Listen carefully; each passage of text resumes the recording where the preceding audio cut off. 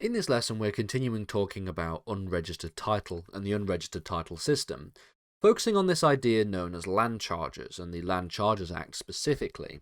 Now, in this lesson specifically, what we're going to do is talk more from an introductory standpoint on the concept of land charges, and then also examine the purpose of the Land Charges Act and look at some case law that illustrates this point as well. So, as an introduction to land charges, we're talking about not the first question that is asked when it comes to conveyancing of title, which is, of course, are you making sure that the vendor has good title to the property, but rather the second question, which is looking at the interests that may exist in the property itself, in the land itself, which could bind a future purchaser of said land. And this is what land charges looks to essentially regulate. Interests which may be legal or equitable may be registered as a result of the 1925 Land Charges Act, which was amended in 1972 with a 1972 update.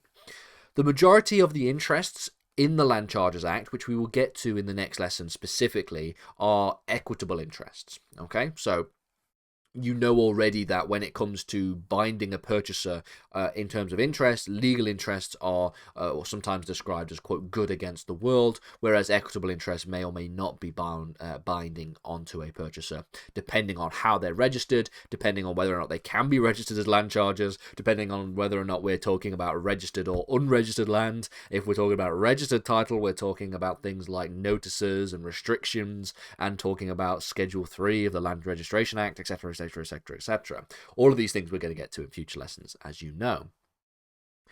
Now, Section 198 of the 1925 Act says the following. It says that the registration of any instrument or matter shall be deemed to constitute actual notice of such instrument or matter, and of the fact of such registration to all persons and for all purposes connected with the land affected, as from the date of registration or other prescribed date, and so long as registration continues in force.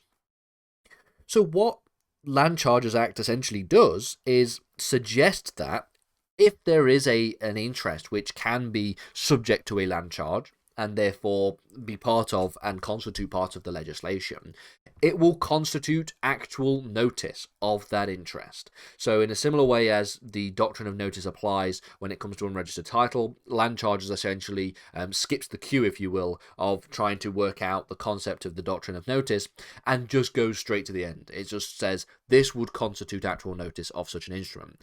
And so it is almost a duty that is required on the part of a purchaser of unregistered title or the agent of a purchaser of unregistered title to consult the Land Charges Register, to consult the Land Charges Act, to ensure that there are no interests which could potentially bind the purchaser, given that these are essentially going to constitute actual notice of such an instrument.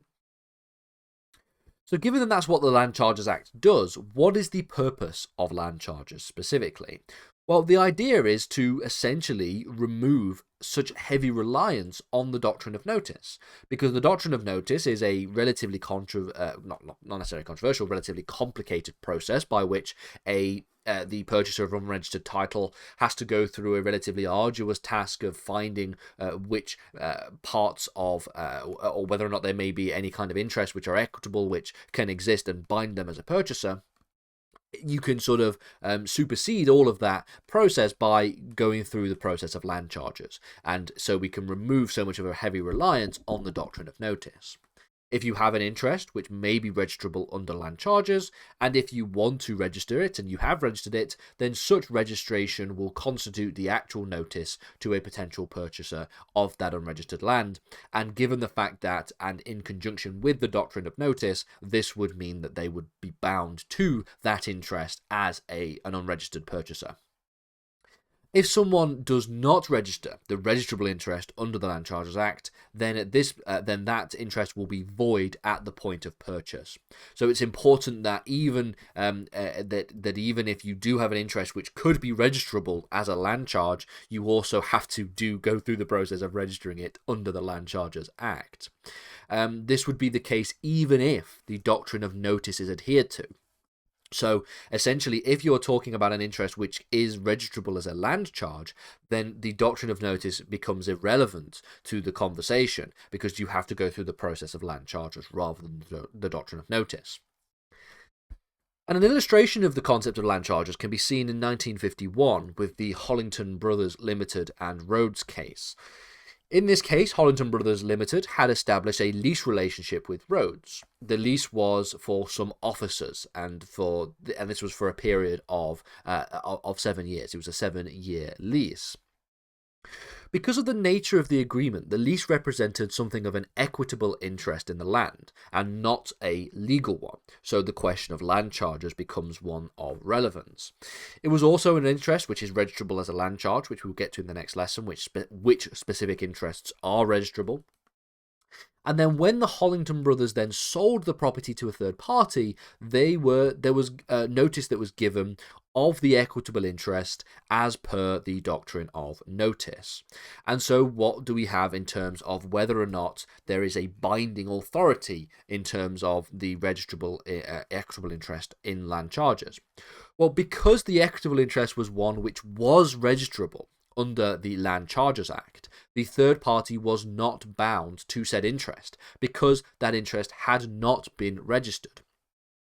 So this illustrates the previous point that was made on the previous slide, which is that of land charges. If you have an interest which is registrable as a land charge, it has to be registered through the process of the Land Charges Act, not through the process of the doctrine of notice. So even if the doctrine of notice is adhered to, if it is not registrable under the Land Charges Act, or if it is not registered under the Land Charges Act despite being registrable under the Land Charges Act, then it can therefore not bind the purchaser of title.